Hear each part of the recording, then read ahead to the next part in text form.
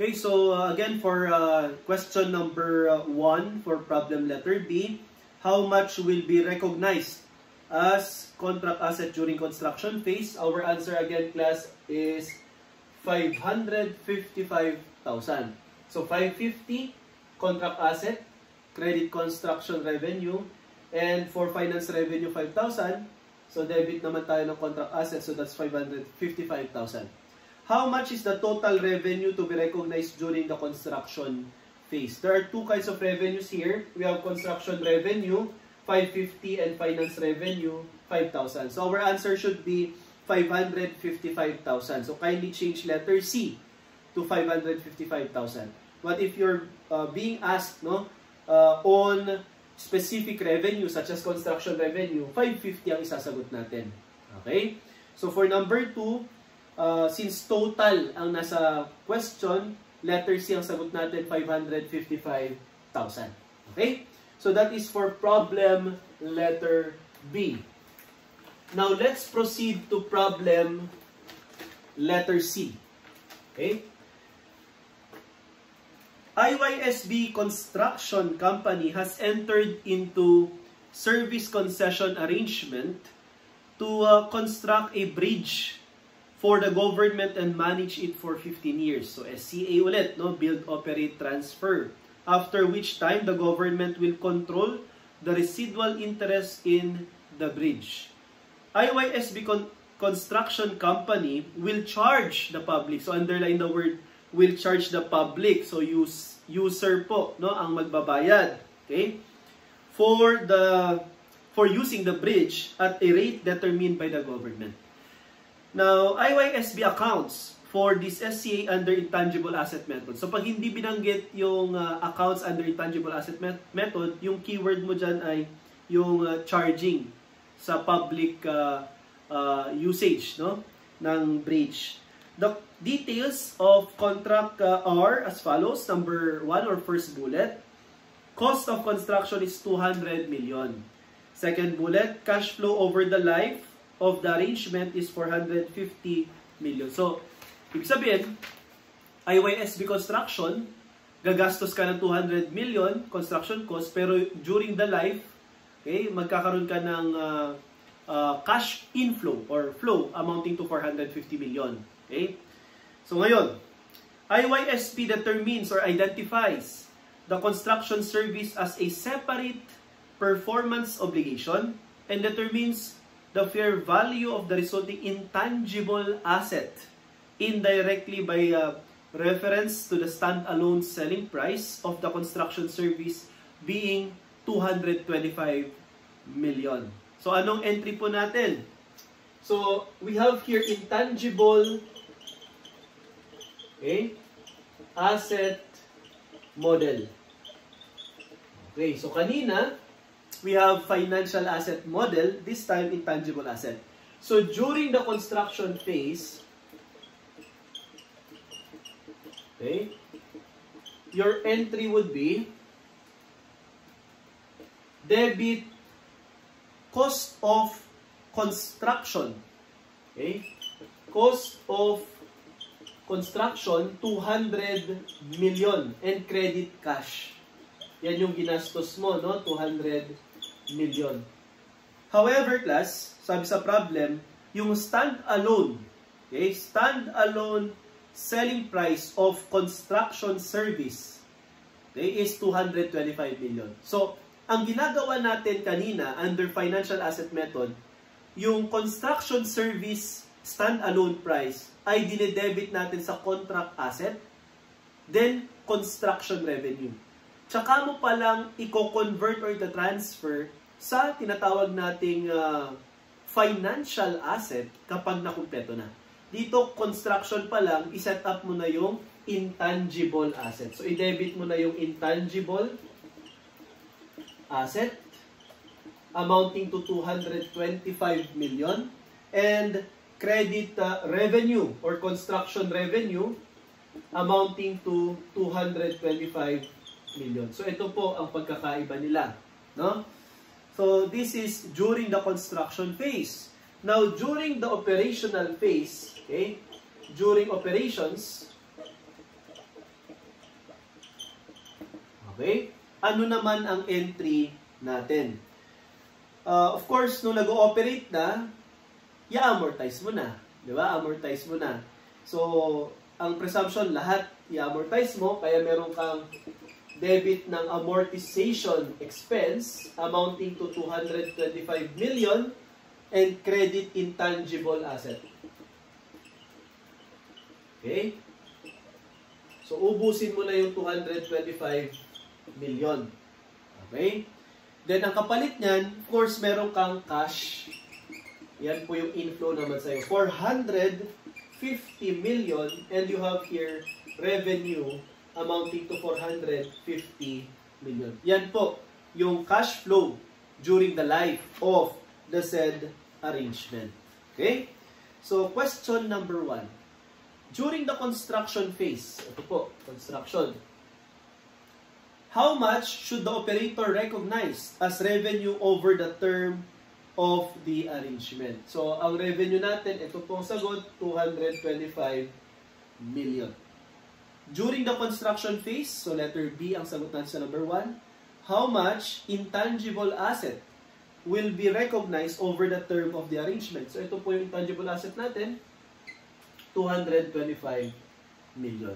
So, construction phase pa lang, class, nire-recognize mo na yung intangible asset. Okay? Pero kapag financial asset model, let me reiterate, na at completion ng construction, doon ka palang mag-recognize ng financial asset. I-debit mo muna initially sa contract asset. Now, number 3, during the operational phase, how much should the operator recognize as revenue over the term of the arrangement? So, dito na operational stage na to, syempre, construction, build, operate, transfer yan, it will take time. Diba? Hindi lang 1 year siguro yan. So, dito operational stage, magkano naman yung revenue? Then, you have here 450 million. I-recognize mo na yung makokolekta mo, inflow as revenue mo. Okay? So, 450 million, letter D ang sagot natin for number 3. And for number 4, during the operational phase, how much amortization expense shall be debited by the operator over the term of the arrangement? So, you have here 225 million. Isipin na lang natin, class, na nag-construct tayo, 200 million yung cost, at yung asset natin na na-construct ay intangible. Okay? Kasi hindi naman sa'yo, technically, yung nagawa mo, no, na building o kaya naman na kung ano man yung na-construct. So, ni-recognize mo siya as intangible asset on your part under intangible asset method as an operator, then i-amortize mo siya. So, kumbaga kung yan ay non-current asset na tangible sana, dinidepreciate natin habang ginagamit ng publiko at binabayaran ka, doon ka naman nag-charge, then you have here recognition of revenue, yung cash inflow. Okay, so that's for problem letter C, items number 1 to 4. Okay? Now, so we're done with financial asset model, we're done with intangible asset model. So this time, sa problem letter D, how about bifurcation model?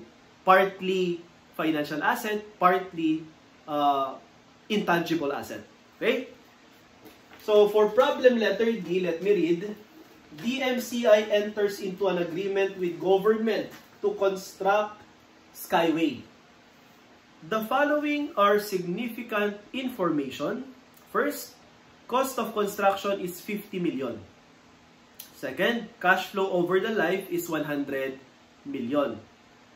So, DMCI identifies the construction service as a separate performance obligation, and by reference to the standalone selling price, okay, PFRS 15, standalone selling price on basis, allocates 55 million to construction service. Okay?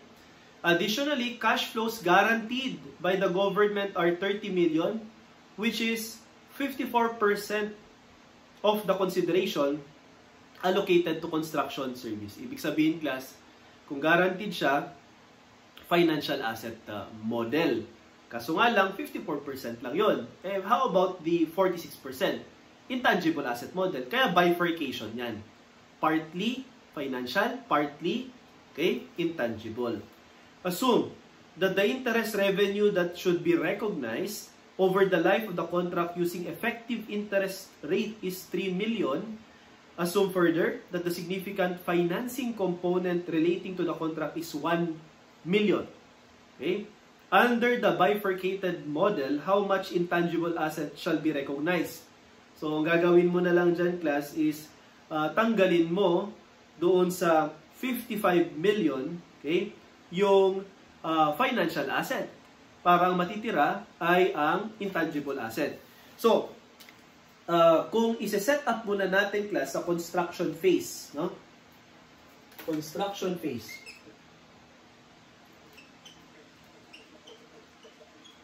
Okay? Siyempre, gumastos ka ng 50 million.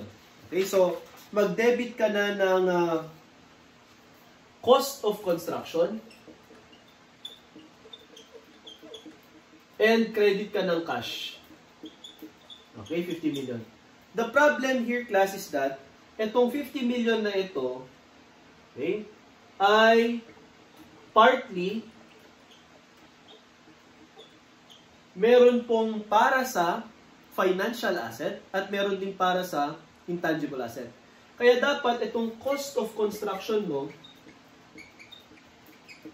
dash financial asset dash intangible asset. Tigmagkano sila. Okay? So, in determining, no, kung magkano sa 50 million, then you have here 54% ang ginagaranti, no? Guaranteed by the government. So, ito yung basis natin na financial asset siya kasi guaranteed to be paid by the government. Who pays? It's the government. So, ito, pang financial asset. So, 54%, okay, times 50 million, this is the cost of construction. So, roughly, nasa 27 million. Okay? 27 million ang related sa financial asset. So, this is your, okay, amount to be debited sa cost of construction of the financial asset. So, you have here 27 million. So, it follows, class, extend natin ng konti, ha, na 23 million naman ang cost of construction dito naman sa tinatawag natin na intangible asset.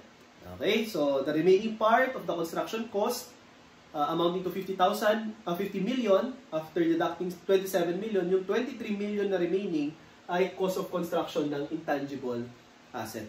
Again, bifurcated kasi partly financial, partly intangible. Okay? Ngayon, with regard to contract asset, okay, construction phase pa rin tayo. Diba kapag financial asset model under construction phase, ang ginagawa natin, yung tinatawag nating stand-alone price, ay kine-credit mo sa construction revenue, okay, at dinedebit mo ang contract asset. Okay. Eh, hindi ba 54% lang? No? 54% lang ang financial asset recognition natin. Okay. Ngayon, ang total na stand-alone price is 55 million for construction service. Sabi dito, DMCI identifies the construction service as separate performance obligation and by reference to the stand-alone selling price allocates 55 million. Pero, okay, to make it clear, yung 55 million na yan, i-multiply mo ng 54%. Parang yung ginawa mo dito. Okay? So, 55 million times 54%. Okay, yan po yung tinatawag natin na cash flow guaranteed by the government. Okay? Nire-recognize siya as contract service provided na i-deduct mo din, no, yung 1 million na financing component ng contract asset in accordance with PFRS 15. So, ibig sabihin, okay, tanggalin ko muna to class, no? Dalawa kasi ang entry mo. If you can still recall, class, i-debit mo ulit ang contract asset. This is under financial asset model muna, ha? At i-credit natin ang finance revenue. Okay? 1 million po yung finance revenue. Ayan. So, ngayon, magdeduct ka dito. After multiplying 55 million by 54%, magdeduct ka ng 1 million. Kasi yung 1 million dyan, sa 55 na yan, ay finance revenue. Okay? So, you have here 28 point something, 28.7 if I'm not mistaken, no? Gawin mo ng 29 million para wala na tayong butal. Okay? So, contract asset mo is 29 million. Construction revenue mo is 29 million. This is under the so-called financial asset model. Okay? Eh sir, hindi ba 55 dapat yan? Okay? Eh bakit naman po 29 lang plus 1, 30 million lang? Oh, ganito ang gagawin natin. Hindi ba? Kapag ka-construction under financial asset model, contract asset pa lang ang nire-recognize. Okay? Ngayon, okay, burahin ko to. Na-discuss natin kanina na at completion, okay, ng construction, nire-recognize mo na yung financial asset. Di ba? So, ibig sabihin, itong contract asset na 29 at 1 million, i-convert mo na siya. Ita-transfer mo na siya. So, at completion, so entry number 1 natin to. Entry number 2 natin yung contract asset, construction revenue. Entry number 3 natin yung contract asset, finance revenue. Entry number 4 is transferring or converting the contract asset to financial asset. So, i-debit mo na ang financial asset amounting to 30 million and credit ka na ng contract asset amounting to 30 million. Why? Kasi nga, kumpleto na yung kinonstruct mo. Okay? Now, dito sa remaining, ano yung remaining? Hindi po ba 55 ito? Okay? At 30 million yung financial asset. So, 55 minus 30 bifurcated, partly financial, partly intangible. Kaya, meron pa tayong entry number 5. No? Entry number 5 is to recognize intangible asset amounting to the balance. Ano yung balance? So, kung ito po ay 55 million, i-deduct mo yung 30 million, ang balance po, intangible asset na 25 million. At i-recognize mo naman ang revenue amounting to 25 million. So, this is your entry number 5. Ulitin natin mga kapatid, no? First entry, construction cost. Nagbayad ka ng 50 million cash, debit cost of construction. Di ba? 50 million. Kaso nga lang bifurcated, kaya dapat isegregate mo ang cost ng construction na intangible at financial asset. Okay? Then during the construction phase, under financial asset model, contract asset muna ang i-recognize natin. Okay? Ang i-represent natin. Then at completion, saka mo siya i-convert sa financial asset kasi kumpleto na. Close na yung contract asset at completion. Okay? Then, you recognize intangible asset amounting to 25 million. Ito po yun. Bifurcated portion po nung natira, that's 25 million. Yan. Okay? So, with regard to the remaining 25 million, it is recognized as contract asset. Ito po, class, recognized po siya na contract asset. Okay? But presented outrightly na intangible asset.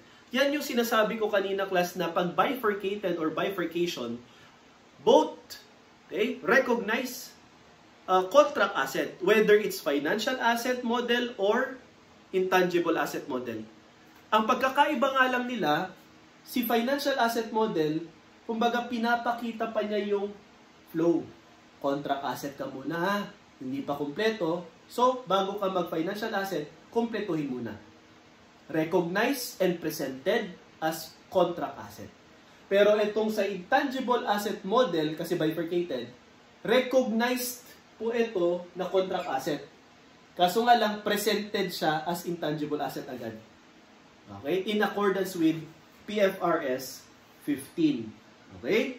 So, on the completion of construction phase, the contract asset becomes financial asset. Ito po yan. So, we have here entry number 1, 2, 3, 4, and 5. Then we can now answer yung mga requirements. Number 1, under the bifurcated model, how much intangible asset shall be recognized? So class, ito po yung sagot, 25 million. Okay? And then for number 2, under bifurcated model, how much cost of construction is attributable to financial asset? Ito po yung sagot natin, 27 million. At paano po kinumpute yan? Okay? 50 million times 0.54. Then, number 3, under bifurcated model, how much is the total revenue recognized under construction phase? So, ito po yung construction phase natin, no? Revenue, okay? We have here 29 million. Okay? Finance revenue, 1 million. Okay? And also, 25 million revenue. Bifurcated yan eh. Okay? So, even during construction phase, diretso na yung intangible asset, credit revenue, construction revenue. So, 29 plus 1 plus 25 million. So, 55 million po ang sagot natin for number 3, letter D. At completion, tsaka pa lang po mako-convert si contract asset sa financial asset. Even prior to completion, may intangible asset ka na. Okay? So, ganyan po, class, no? Ang discussion natin sa tinatawag po nating service concession arrangement or build, operate, transfer. Meron pong magko-construct, magbi-build, hahayaan po siyang mag-operate para mabawi niya yung cost of construction niya at saka yung target na profit. Siyempre, wala namang mag-a-allow na magko-construct na hindi kikita. Diba?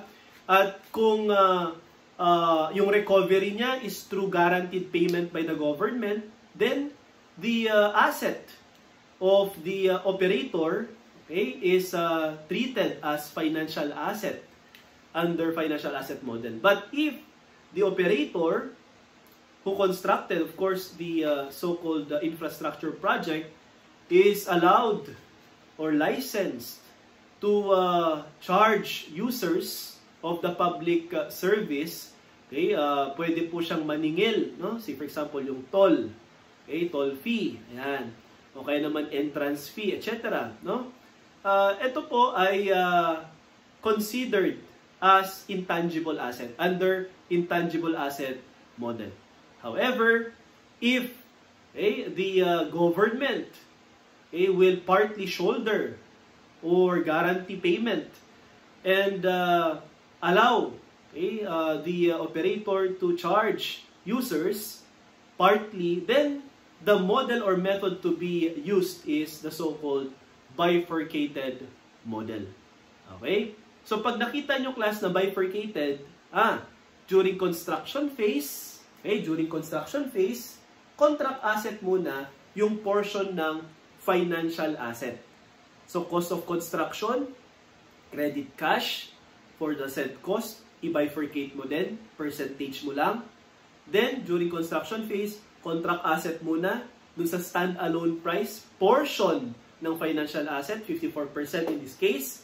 Then, finance revenue, meron ka ring contract asset. Okay? Even during construction phase, the intangible asset can now be recognized. Okay? I-recognize at i-represent mo siya ng buo. Yan. So, under bifurcated, both recognize the so-called contract asset. But at completion, mako-convert na po yung contract asset sa financial asset. Okay? So with this, we end our discussion with regard to build, operate, transfer.